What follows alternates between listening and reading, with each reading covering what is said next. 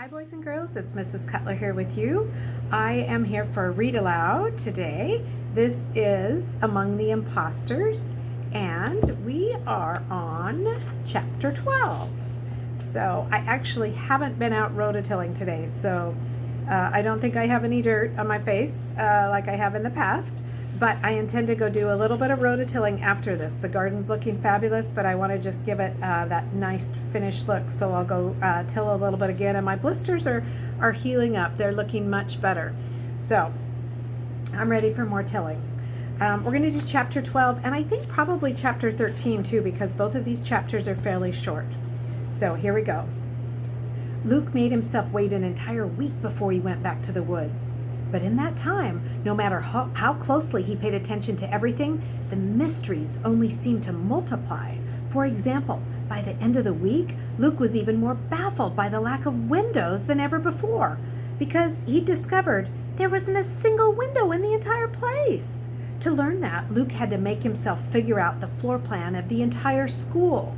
He had to be sure that he peeked in every classroom, every sleeping room, every office. One morning at breakfast, he even pretended to turn around and he plowed straight into the kitchen. Two cooks screamed and Luke was given a stern lecture and a record 10 demerits, but he found out that what he wanted to know. Even the kitchen lacked windows. Why? Why would anybody build a windowless school? Luke wondered if there'd been something unusual about his family's house that it had windows, and he just accepted it as the norm. But no, all of the houses and other schools and buildings had them that Luke had seen in books. And when the government built Jen's neighborhood, all the houses there had windows, and Jen's family and their neighbors were barons. If barons' houses had windows, why didn't barons' schools? Luke couldn't figure out the other boys either. Well, they were rocking most of the time in class, and he realized that now. Several times Luke practically hypnotized himself staring at them, but they seemed harmless enough. The boys who worried Luke were the ones that he called the starers, the ones who looked back when he looked at them. All the hall monitors were starers, and so was Jekyll Boy. Luke tried to tell himself that the stares bothered him only because he'd spent so much time in hiding. Of course, he didn't like being stared at. They were probably just acting normal, and he was in danger of giving away his real identity by getting disturbed by it. Somehow, he couldn't believe that. At night, when Jekyll Boy tormented him, Luke kept his eyes trained carefully on the ground. But he could feel Jekyll Boy's gaze on the side of his face as definitely as he could feel a slap or a punch. "Say, I am an ex-nay of the worst order," Jekyll Boy ordered him as usual one evening. Luke mumbled the words. He wondered what would happen if he looked up and unleashed his questions on Jekyll Boy. "Why do you stare? Why aren't there any windows? Why do you never go outside? Why was the door open one day? And finally, are there any other shadow children here?" Of course, he didn't ask Jekyll Boy. Jekyll Boy thought it was funny to make Luke have his arms for 5 minutes straight over his head. Jekyll Boy was only interested in humiliating Luke. He probably thought it was amusing to tell the population police, "I know where you can find a third child. How big's my reward?" So Luke bit his tongue and he gritted his teeth and he touched his finger to his nose 50 times as ordered. He jogged in place until his legs ached. He reached for his toes again and again until Jekyll Boy said in a bored voice, "Get out of my sight." Luke crawled into bed, unsure whether to be relieved that he hadn't blown his cover or disappointed that he hadn't found the answers to his questions.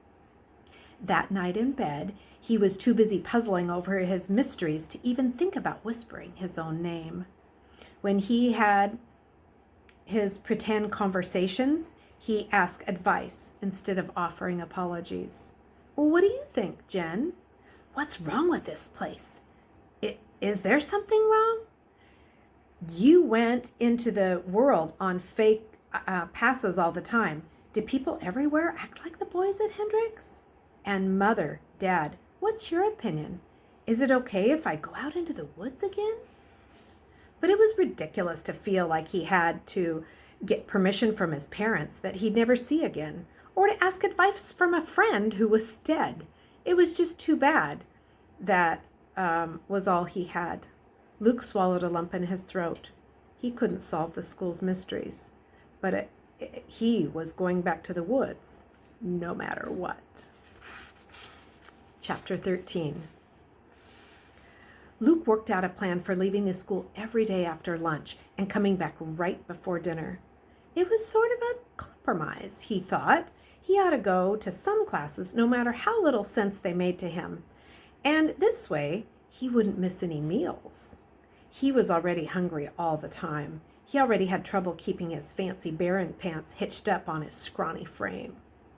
The first day he left, he slipped out while the monitors were looking the other way. He knew now that none of the other boys would even notice. So easy, Luke thought to himself as he jogged across the lawn to the woods. Why don't all the boys escape out here? He decided it wasn't worth troubling himself with unanswerable questions. The sun was shining, and he could tell that even the leaves that had been curled up and tiny the week earlier were full grown and spread out now. High overhead, the arc of the tree limbs in some parts of the woods blocked out the sky completely. It's like a cave, Luke thought, but that reminded him of hiding and cowering indoors. He moved out into the clearing, where grass struggled to grow through last fall's dead leaves.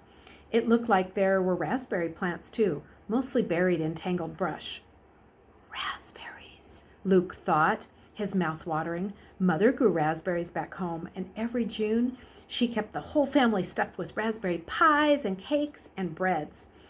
She made raspberry jam, too, and she spread it on their toast and spooned it into their oatmeal mush all year long. Luke eagerly searched the branches in front of him. Tasting a raspberry would be like visiting home, just for a minute. But there weren't any berries yet, only on an occasional bud. And it was likely the weeds would choke out these buds before they matured, unless Luke cleared the brush around them. It only took Luke 10 to 15 minutes to pull the weeds and give the raspberry plants room.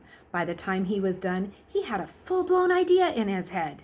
He could grow a whole garden out here. Surely no one would mind or even find out. In his imagination, he saw neat rows of sweet corn, tomato plants, and peas. He could put strawberries and blueberries over at the side of the clearing, where they'd get some shade. He'd want beans, too. Squash wasn't practical because it wasn't much good raw. But there was always cucumber and zucchini and cantaloupe and watermelon. Luke's stomach growled. Then he remembered seeds. He didn't have any. Luke's dream instantly withered. How stupid was he thought, that he could grow a garden without seeds. Luke could imagine how Matthew and Mark would make fun of him if they knew. Even Dad and Mother would have a hard time not laughing. Just a month away from home, and he'd already forgotten what you needed for a garden. Luke stared at the measly raspberry plants in disappointment. Then he could almost hear Mother's voice in his ears. Make the best of what you've got. How many times had he heard her say that? Even one raspberry would be delicious. And maybe he could find blueberry or strawberry plants somewhere in the woods and transplant them. And maybe he could get seeds from some of the foods at the school. The bean sprouts they were feeding him, for example. Could he plant those? He didn't know what kind of beans they would grow into, but even if they were soybeans, Jen had told him once that the government thought these were edible. Roasted, maybe?